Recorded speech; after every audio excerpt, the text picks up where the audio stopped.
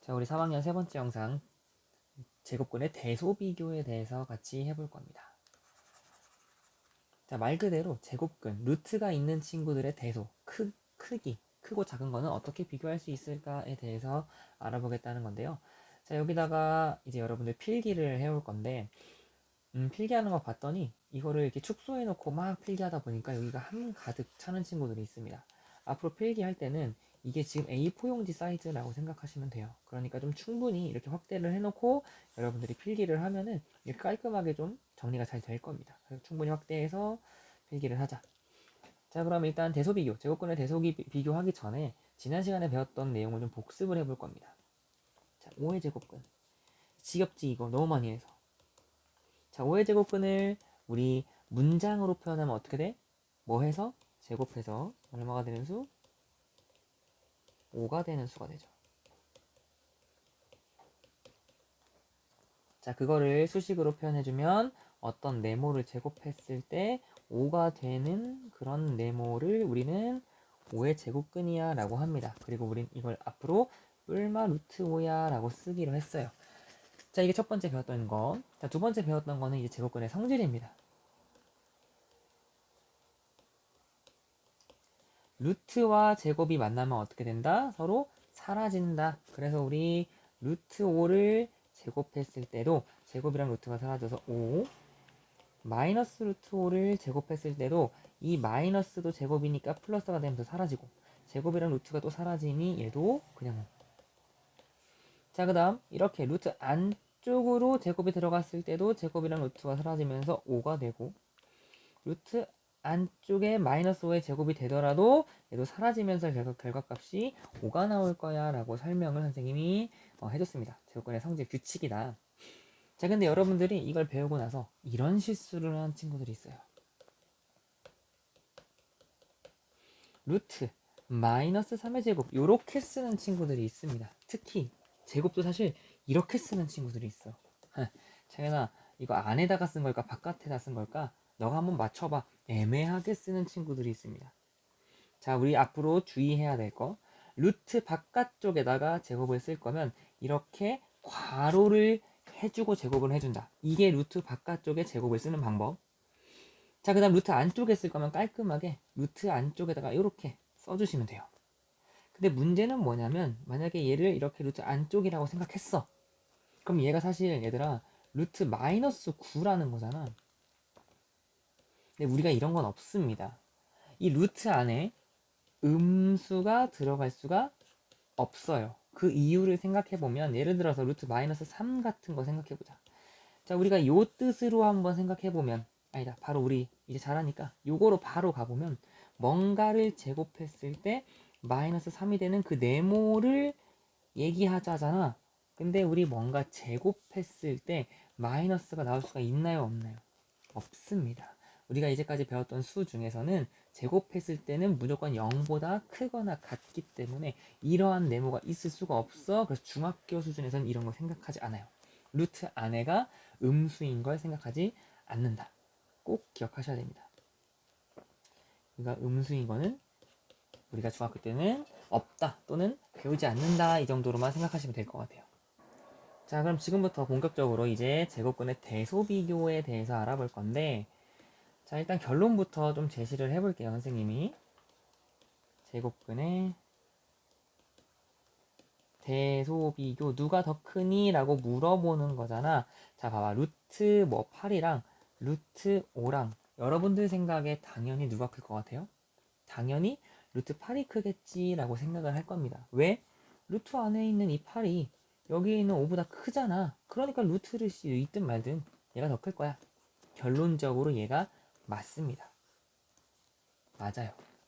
근데 이거를 약간 도형과 연관지어서 이유를 살펴볼 거야. 아니, 당연한데 무슨 이유? 근데 사실은 우리가 8과 5는 자연수 너무 익숙한 친구지만 루트 8과 루트 5가 사실 너네 어느 정도 되는 숫자인지 어떤 숫자인지 정확하게 모르잖아. 그러니까 얘네 왜 이렇게 되는지를 도형, 특히 정사각형을 이용해서 좀 알아볼 겁니다. 그래서 이쪽에다 선생님이 여기다 써줄게요. 이렇게 써줄게요. 루트와 정사각형.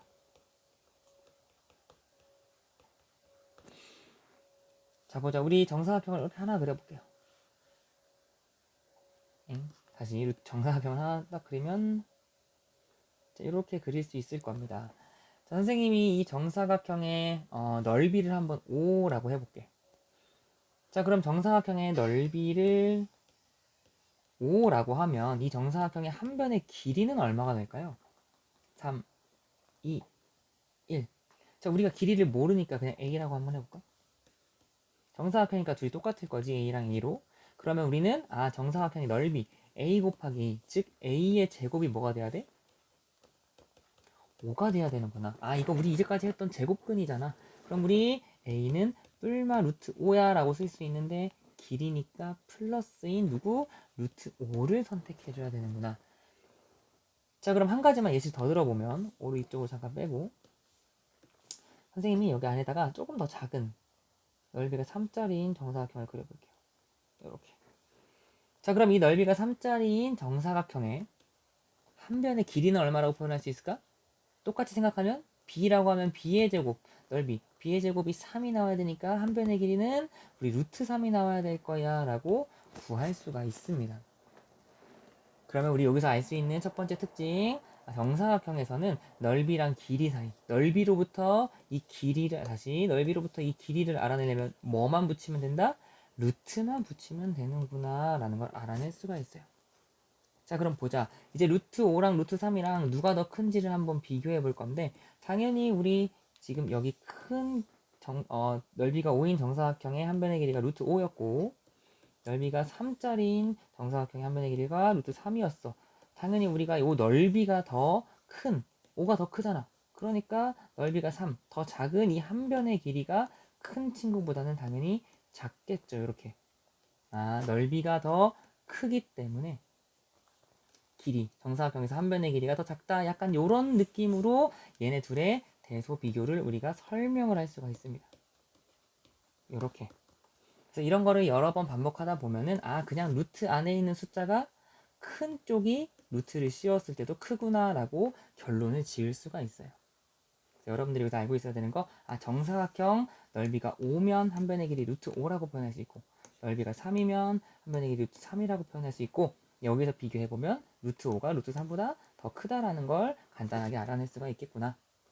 그래서 우리 앞으로는 이렇게 루트가 있는 친구들은 그냥 예를 들어서 루트 11, 루트 7이야. 당연히 왼쪽이 크다라고 판단하시면 돼요. 근데 이제 문제는 뭐냐면 이런 게 문제죠. 그냥 3과 루트 8. 자, 얘네 둘 중에서 누가 더 크니? 라고 물어봤어. 이런 게 문제야. 자, 이런 걸 풀 수 있는 방법은 두 가지가 있습니다. 루트를 만들거나 또는 제곱을 하거나. 자, 루트를 만든다라는 얘기는 뭐냐면 얘만 루트가 있으니 얘한테도 루트를 만들어주자는 거야. 자, 우리 3하고 똑같은 친구를 찾아볼 거야. 3이랑 루트 얼마랑 똑같을까? 우리 제곱근의 성질을 이용해보면 어렵지 않게 할 수 있어요. 우리 어떻게 해? 3은 여기 아까 3과 루트 8.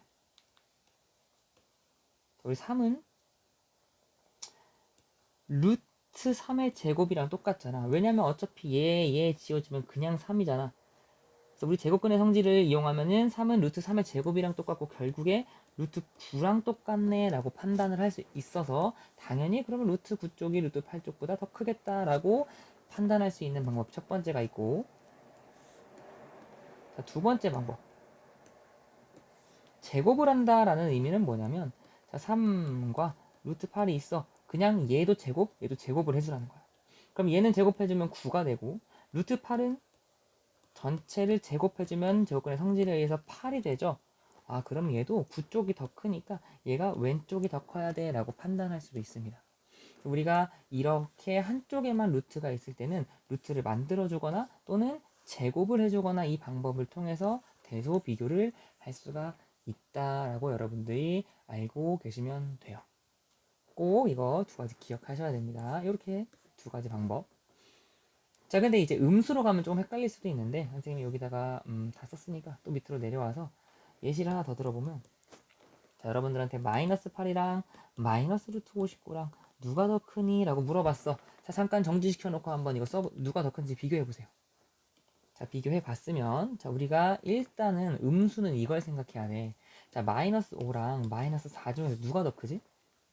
음수는 마이너스 4가 더 크잖아. 음수는 거꾸로잖아, 거꾸로. 거꾸로라고 생각하시면 돼요. 무슨 말이냐면은 음수는 마이너스 때, 계급장 떼고 원래 5가 더 큰데 음수니까 어떻게? 거꾸로 반대로 가야 돼. 이렇게 판단해 주는 거야. 얘도 계급장 떼. 부호를 떼봐. 이렇게. 얘네 둘을 비교해보면 자, 선생님 제곱하는 게 편하니까 제곱을 한번 해볼게요. 64. 얘는 제곱근의 성질 제곱해주면 루트 59의 제곱은 뭐야? 사라지잖아. 그냥 59잖아. 아, 왼쪽이 더 크네. 그럼 8과 루트 59는 왼쪽이 더 큰 거야. 근데 마이너스 음수, 마이너스가 붙어 있으니까 반대구나. 이렇게 우리가 판단을 해줄 수가 있습니다. 자, 우리 여기까지 공부한 상태로 이제 수업에 들어오시면 돼요. 끝.